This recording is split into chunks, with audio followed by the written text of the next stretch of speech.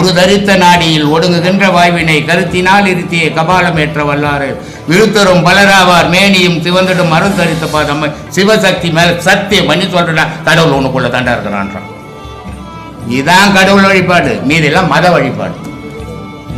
Christian எதை சொல்ற? மதத்தை சொன்னிய தவிர கடவுளை சொல்ற. மதம் தானே கிறிஸ்டின், கடவுள் கிறிஸ்டின் தான்.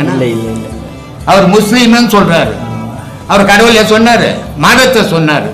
இவர் இந்துன்னு சொல்றாரு, கடவுளே சொன்னாரு, மதத்தை சொன்னாரு. அப்போ இதெல்லாம் மத வழிபாடு, கடவுள் வழிபாடு இல்லை. கடவுள் வழிபாடுன்றது உனக்குள்ளவே ஆராய்ஞ்சு உன்னை யாரும் தெரிஞ்சுக்கோ, அதான் கடவுள் வழிபாடு. கண்டிப்பா. இப்போ இந்த மதம் அதை பத்தி பேசுனதுல அந்த கேள்வியில இருந்து ஒண்ணு சொல்ல கேளு. இந்து மதத்துல தான் இந்த மறுபிறவிலாம் இருக்கு, மற்ற மதத்துலலாம் இது வந்து இதுக்கு இடமே இல்லை. இந்து மதத்துல வந்து ரொம்ப அறிவாளிகள் ஜாஸ்தி, உண்மைகள் ஆராய்ஞ்சவன் ஜாஸ்தி, தன்னையே அதில் அழிச்சுக்கணும் ஜாஸ்தி. அதனால உண்மைகளை தேர்ந்தெடுத்து சொன்னான்.